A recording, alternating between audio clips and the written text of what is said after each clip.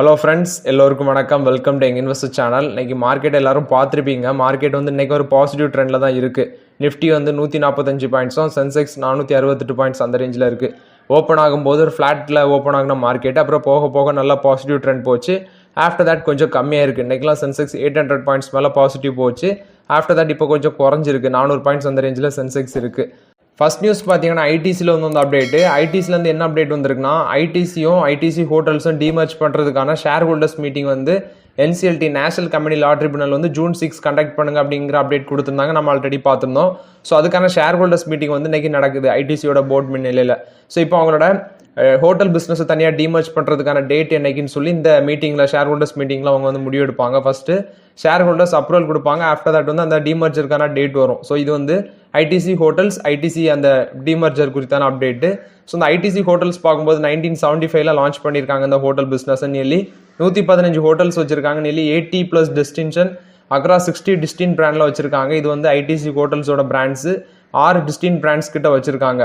So இன்னைக்கு வந்து share holders meeting நடக்குது. ஸோ இதில் வந்து அவங்க டீமர்ஜர் குறித்தான டேட்ஸ் எல்லாமே அப்டேட்ஸ் எல்லாமே வரும். ஸோ விரைவில் வந்து நமக்கு ஐடிசி ஹோட்டல் ஷேர் வந்து நம்மளோட போர்ட்ஃபோலியோவில் ஆட் ஆக போகுது அப்படின்னு நம்ம வெயிட் பண்ணி பார்க்குறோம். ஸோ ஐடிசியில் வந்து நம்ம லாங் டேர்ம் இன்வெஸ்ட்மெண்ட் பண்ணியிருக்கோம். ஸோ இப்போதைக்கு ஐடிசியில் ஃபஸ்ட்டு ஹோட்டல் பிஸ்னஸை டிமர்ஜ் பண்ணியிருக்காங்க. இனி ஃபியூச்சரில் பார்த்தீங்கன்னா ஐடிசியில் நிறைய அவங்க வந்து பேப்பரு, நிறைய ஃபுட்டு அப்படி தனியாக வச்சுருக்காங்க. ஸோ இப்போதே ஹோட்டல் பிஸ்னஸை டிமர்ஜ் பண்ணுறாங்க. ஃபியூச்சரில் வந்து ஐடிசி இன்ஃபோடெக் அப்படிங்கிற ஒரு கம்பெனி இருக்குது. இது வந்து IT sector based company. So அதுவும் ஃபியூச்சரில் டிமர்ஜ் ஆக அதிக சான்சஸ் இருக்குது. ஸோ ஐடிசியில் நம்ம வந்து கீழே இறங்க 1-2 வாங்கினோம்னா ஃபியூச்சரில் நமக்கு நிறைய டிமர்ஜர் ஆப்ஷன் வந்து நிறைய ஷேர் கிடைக்கும். ஐடிசியிலே விதவிதமான கம்பெனி ஷேர் கிடைக்கும். ஸோ இது ஐடிசியை பொறுத்தவரைக்கும் அப்டேட்டு. ஷேர் ப்ரைஸ் 433 அந்த ரேஞ்சில் ட்ரேட் ஆகிட்டு இருக்கு. June 4th அன்னைக்கு நல்லாவே ஒரு ஆப்பர்ச்சுனிட்டி கிடச்சி 404, 405 அந்த ரேஞ்சில் ஐடிசி டவுன் ஆச்சு. நான் அந்த டைமில் வாங்கினேன். ஸோ அந்த ரேஞ்சில் நீங்களும் வாங்கியிருந்தீங்கன்னா நல்ல ஒரு வாய்ப்பு. ஸோ அது வாய்ப்பை தவறவிட்டாங்க, வருத்தப்படாதீங்க. மேபி எனக்கு தெரிஞ்சு இந்த டிமர்ஜர் நடக்கிற டைமில் பேட் வந்து செல் பண்ணுவாங்க. அவங்களுக்கு இந்த ஹோட்டல் பிஸ்னஸில் தனியாக டிமர்ஜ் பண்ணுறதுல பெரிய அளவில் விருப்பம் இல்லை. ஸோ அவங்க அந்த டைமில் செல் பண்ணாங்கன்னா ஐடிசி ஷேர் ப்ரைஸ் வந்து ஒரு 400 அந்த ரேஞ்சை கட் பண்ணி ஒரு 390, 370 அந்த ரேஞ்சுக்குலாம் வர வாய்ப்பு இருக்குது. ஸோ அந்த டைம்லையும் நம்ம ஐடிசி ஷேரை பர்ச்சேஸ் பண்ணலாம். இது ஐடிசியை பொறுத்தவரைக்கும் ஒரு பாசிட்டிவ் அப்டேட்டு. நெக்ஸ்ட்டு பார்த்தீங்கன்னா இந்த ஆர்இசி லிமிடெட் ஷேர், இந்த ஷேர் பார்த்தீங்கன்னா நமக்கு நல்ல ஒரு ஆப்பர்ச்சுனிட்டி கொடுத்து, எப்போலாம் ஆப்பர்ச்சுனிட்டி கொடுத்துனா அந்த ஆர்பிஐயோட டிராஃப்ட் கைட்லைன்ஸ் அந்த டைமில் ஒரு ஆப்பர்ச்சுனிட்டி. நெக்ஸ்ட்டு பார்த்தீங்கன்னா June 4th அன்னைக்கு அந்த ஷேர் வந்து ரொம்பவே நியர்லி 22% ஒரே நாளில் கிராஷ் ஆயிருந்து. ஸோ அந்த டைம்லேயும் ஒரு நல்ல ஆப்பர்ச்சுனிட்டி. அதுக்கு அடுத்த நாள்லேயும் நல்ல ஆப்பர்ச்சுனிட்டி கொடுத்துச்சு இந்த ஆர்இசி லிமிடெட். இன்றைக்கி ஷேர் ப்ரைஸு நல்லாவே நமக்கு ஒரு ஏற்றத்தை கொடுத்துருக்கு. அந்த டைமில் எலெக்ஷன் ரிசல்ட்ஸ் அன்றைக்கி நம்ம வாங்கியிருந்தோம்னா நியர்லி நல்ல ஒரு ரிட்டர்ன் கிடச்சிருக்கு ஆர்இசி லிமிடெட்டில். இன்றைக்கி ஷேர் ப்ரைஸ் வந்து 501 rupees அந்த ரேஞ்ச் வரைக்கும் டச் பண்ணிச்சு. இன்றைக்கி வந்து ஒரு 10% இந்த ஷேரில் இன்க்ரீஸ் ஆயிருக்கு ஆர்இசி லிமிடெட்டில். நான் தான் சொல்லியிருந்தேன், மோஸ்ட் ஆஃப் த ஸ்டாக்ஸ் வந்து ரொம்பவே கிராஷ் ஆயிருக்கு. ஸோ நமக்கு ஒரு ஷார்ட் டேர்ம்லேயே நியர்லி 25 to 30% வரைக்கும் ரிட்டர்ன் கிடைக்க இந்த பிஎஸ்யூ செக்டார், நல்ல பிஎஸ்யூ செக்டார், நான் வந்து எல்லா பிஎஸ்யூ செக்டாரும் சொல்லலை, மோஸ்ட் ஆஃப் த சில பிஎஸ்யூ செக்டார் ஸ்டாக்ஸு ப்ளஸ் வந்து நிறைய ப்ரைவேட் செக்டார்லேயும் வாய்ப்பு இருக்குது. ஸோ அதில் வந்து ஆர்இசி லிமிட்டடாக ஒன்று. ஷேர் ப்ரைஸ் இன்றைக்கி 501 அந்த ரேஞ்சை கிராஸ் பண்ணிச்சு. இது ஆர்இசி லிமிட்டடை பொறுத்தவரைக்கும் அப்டேட்டு. நெக்ஸ்ட்டு பார்த்தீங்கன்னா பிபிசிஎல், ஹெச்பிசிஎல், ஐஓசிஎல் இந்த 3 ஆயில் மார்க்கெட்டிங் கம்பெனிஸில் வந்து அப்டேட்டு. ஸோ இவங்க பார்த்தீங்கன்னா போனஸ் ஷேர் அறிவிச்சிருந்தாங்க. ஸோ அது மட்டும் இல்லாமல் இவங்க ஐஓசிஎல் வந்து டிவிடன் அனௌன்ஸ் பண்ணியிருந்தாங்க. அதுக்கான அப்டேட் நான் ஆல்ரெடி உங்கள்கிட்ட சொல்லிட்டேன். ஸோ இப்போ ஹெச்பிசிஎலும் இந்த பிபிசிஎலும் நியர்லி இந்த 2024 மட்டும் 50% வந்து மேலே போயிருக்கு அப்படின்னு சொல்கிறாங்க. ஐஓசிஎல் வந்து பார்த்தீங்கன்னா நியர்லி 33% ரேலி ஆயிருக்கு அப்படின்னு சொல்லியிருக்காங்க இந்த வருஷத்தில். இந்த 3 ஷேருமே ஃபோக்கஸில் இருக்குது. அதில் குறிப்பாட்டு இந்த ஹெச்பிசிஎல், பிபிசிஎல் தான் முக்கியமாக ஃபோக்கஸில் இருக்குது. ஏன்னா இவங்க போனஸ் ஷேர் இஷ்யூ பண்ண போகிறாங்க. ஹெச்பிசிஎல் பார்த்தீங்கன்னா ஒரு போனஸ் ஷேர் கொடுக்குறாங்க. நீங்கள் 2 போனஸ் ஷேர் ரெண்டு ஷேர் எல்லா 2 ஷேர் நீங்கள் ஹோல்ட் பண்ணுறதுக்கும் ஒரு போனஸ் ஷேர் உங்களுக்கு கிடைக்கும். இப்போ நீங்கள் ஹெச்பிசிஎல்ல வந்து 2 ஷேர் வச்சுருந்தீங்கன்னா உங்களுக்கு ஒரு போனஸ் ஷேர் கிடைக்கும். அதே மாதிரி பிபிசிஎல்ல ஒரு ஷேர் வச்சுருந்தீங்கன்னா உங்களுக்கு ஒரு போனஸ் ஷேர் கிடைக்கும். 10 ஷேர் வச்சுருந்தீங்கன்னா உங்களுக்கு 20 ஷேர் கிடைக்கும். அதே ஹெச்பிசிஎல்ல வந்து 20 ஷேர் வச்சுருந்தீங்கன்னா உங்களுக்கு 10 ஷேர் கிடைக்கும். ஸோ இதான் வந்து அப்டேட்டு. ஸோ இவங்க வந்து போனஸ் ஷேர் கொடுக்குறாங்க. ஸோ அது இல்லாமல் ஹெச்பிசிஎல் பார்த்தீங்கன்னா June 21 ரெக்கார்ட் டேட்டாட்டு ஃபிக்ஸ் பண்ணியிருக்காங்க உங்களோட போனஸ் இஷ்யூக்கு. நெக்ஸ்ட் பிபிசிஎல் பார்த்தீங்கன்னா June 22 வந்து ரெக்கார்ட் டேட்டாட்டு ஃபிக்ஸ் பண்ணியிருக்காங்க போனஸ் இஷ்யூக்கு. பட் ஹெச்பிசிஎல், ஐஓசிஎல், பிபிசிஎல் இந்த குவார்ட்டரில் வந்து அவங்களோட ரிசல்ட்ஸ் பெரிய அளவில் சோபிக்கல. ரீசன் பார்க்கும்போது அவரோட கிராஸ் ரிஃபைனிங் மார்ஜின்லாம் ரொம்பவே கம்மியாக இருந்துச்சு. அதுதான் ஒரு ரீசனாட்டு பார்த்தோம். ப்ளஸ் வந்து இந்த பெட்ரோல் டீசல் ப்ரைஸ் கம்மி, அது மார்ஜினில் அடி வாங்கிச்சு, ப்ராஃபிட் மார்ஜின். ஸோ அதான் ரீசன். இப்போதைக்கு இந்த ஆயில் மார்க்கெட்டிங் கம்பெனிஸில் ஐஓசியில் மட்டும் நான் அன்றைக்கி அந்த எலெக்ஷன் ரிசல்ட்ஸ் டிப்பில் மட்டும் பை பண்ணேன். ஸோ இப்போதைக்கு மற்ற 2 ஷேர்லையும் வாய்ப்புகள் இல்லை. Just wait for it. Bharat petroleum corporation limited 587 அந்த ரேஞ்சில் இருக்குது. இன்றைக்கி ஒரு 1% பாசிட்டிவில் இருந்துச்சு. ஸோ இப்போதைக்கு இதில் வெயிட் பண்ணுங்கள். நெக்ஸ்ட்டு ஹிந்துஸ்தான் பெட்ரோலியம் கார்பரேஷனும் அன்றைக்கி 2.17% அந்த ரேஞ்சில் பாசிட்டிவில் இருந்துச்சு. 516 ரூபா அந்த ரேஞ்சில் இருந்துச்சு. நெக்ஸ்ட்டு பார்க்கும்போது இந்தியன் ஆயில் கார்பரேஷன் 163 ரூபா அந்த ரேஞ்சில் இருந்துச்சு. ஸோ இந்த 3 ஷேர்லாம் இப்போதைக்கு வெயிட் பண்ணுங்கள். ஸோ நமக்கான ஆப்பர்ச்சுனிட்டி வர வரைக்கும் வெயிட் பண்ணுங்கள். இது வந்து HPCL BPCL பொறுத்த வரைக்கும் அப்டேட்டு. போனஸ் ஷேர் இஷ்யூக்கான அப்டேட்டு உங்களுக்கு நான் சொல்லிட்டேன் அந்த வீடியோவில். ஸோ ரெக்கார்ட் டேட் வந்து HPCLக்கு 21 ஜூன் 21, அதே மாதிரி BPCLக்கு ஜூன் 22. இது வந்து ஆயில் மார்க்கெட்டிங் கம்பெனிஸை பொறுத்த வரைக்கும் அப்டேட்டு. நெக்ஸ்ட் பார்த்தீங்கன்னா TMCயோட MP, அதாவது திரிணாமுல் காங்கிரஸோட MP வந்து ஷாகட் கோகைல், அவங்க வந்து என்ன அப்டேட் கொடுத்துருக்காங்கன்னா, மார்க்கெட் ரெகுலேட்டர் செபிக்கு ஒரு புகார் கடிதம் கொடுத்துருக்காங்க. என்ன புகார் கடிதம்னு பார்த்தீங்கன்னா, செபி வந்து இன்வெஸ்டிகேட் பண்ணணும். ஜூன் 3 வெளியான எக்ஸிட் போல் பார்த்தீங்கன்னா அதை வச்சு மார்க்கெட்டில் வந்து ஒரு ஸ்டாக் மேனிப்புலேஷன் நடந்திருக்கு. அதாவது ஜூன் 2 வந்து அந்த எக்ஸிட் போல் ரிசல்ட்ஸ் வந்து வெளியாச்சு. ஸோ அதை வச்சு வந்து பார்த்தீங்கன்னா ஜூன் 3 வந்து மார்க்கெட் வந்து ஒரு நல்ல மேலே போச்சு, நீங்கள் பார்த்துருப்பீங்க. பட் ஜூன் 4 வந்து கீழே விழுந்துருந்துச்சு. ஸோ அவர் வந்து அதை பேஸ் பண்ணி வந்து புகார் கொடுத்துருக்காரு. மார்க்கெட்டில் வந்து ஜூன் 3 ஸ்டாக் மேனிப்புலேஷன் நடந்திருக்கு அப்படின்னு சொல்லி ஒரு புகார் கொடுத்துருக்காரு. ஸோ செபி வந்து இதை விசாரிக்கணும் அப்படின்னு சொல்லி திரிணாமுல் காங்கிரஸோட MP ஷாகட் கோகைல் வந்து புகார் கொடுத்துருக்காரு. ஸோ இது வந்து செபியை பொறுத்த வரைக்கும் அப்டேட்டாக ஒரு செபிட்ட புகார் கொடுத்துருக்காரு. நெக்ஸ்ட் பார்த்தீங்கன்னா HDFC பேங்க்ல வந்து ஒரு பாசிட்டிவ் அப்டேட்டு. HDFC பேங்க் பார்த்தீங்கன்னா UBS அவங்க வந்து ஒரு பாசிட்டிவ் ப்ரெடிக்ஷன் கொடுத்துருக்காங்க. ஆகஸ்ட்டில் வந்து MSCI இந்தியன் இண்டெக்ஸில் ரீபேலன்சிங் நடக்கும். ஸோ அதில் வந்து இவங்க மேக்குரி பார்த்தீங்கன்னா டபுள் வெயிட்டேஜ் கொடுத்துருந்தாங்க, அப் வெயிட்டிங் கொடுத்துருந்தாங்க. அது மட்டும் இல்லாமல் $5.2 பில்லியன் வரைக்கும் HDFC பேங்க்ல இன்ஃப்ளோ ஆகும் அப்படின்னு சொல்லியிருந்தாங்க. இப்போ UBS என்ன ப்ரெடிக்ஷன் பண்ணியிருக்காங்கன்னா, இந்த MSCI இந்தியன் ரீபேலன்சிங் இதில் வந்து HDFC பேங்குக்கு $3 to $3.5 பில்லியன் வரைக்கும் இன்ஃப்ளோ நடக்க வாய்ப்பு இருக்குது அப்படின்னு சொல்லியிருக்காங்க. ஸோ அப் வெயிட்டிங்கும் கொடுத்துருக்காங்க. ஆனால் இதில் நம்ம பார்க்கும்போது மேக்குரி வந்து கொடுத்துருந்த ப்ரெடிக்ஷனை விட இவங்க UBS வந்து ரொம்பவே கம்மியாக தான் ப்ரெடிக்ஷன் பண்ணியிருக்காங்க.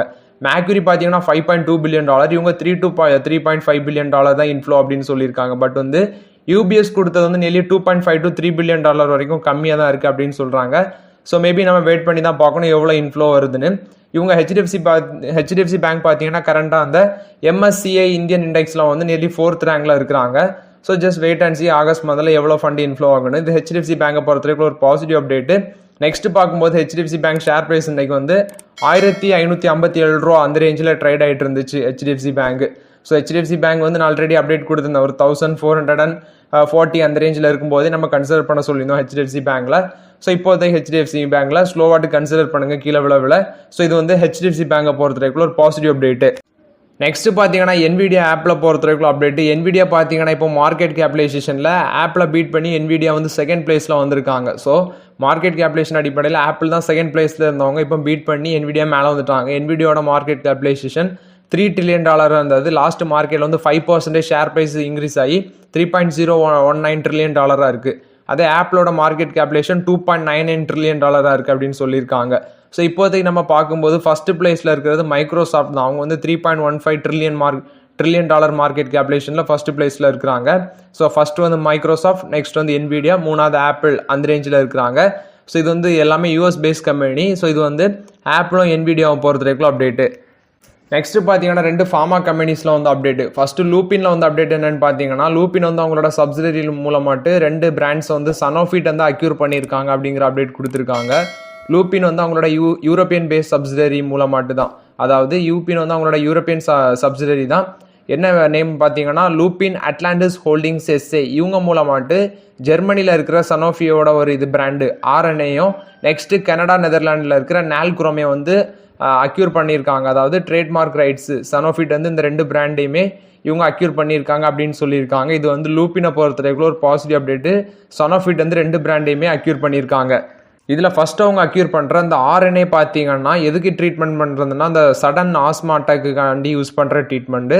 நெக்ஸ்ட்டு பார்த்தீங்கன்னா நால்குரோம், இது வந்து பார்த்தீங்கன்னா மெயின் அலர்ஜன்ஸ் இதுக்கு யூஸ் பண்ணுறது அப்படின்னு சொல்லியிருக்காங்க. சென்சிட்டிவிட்டி டெஸ்டிங் பண்ணுறதுக்கும் யூஸ் ஆகும் அப்படின்னு.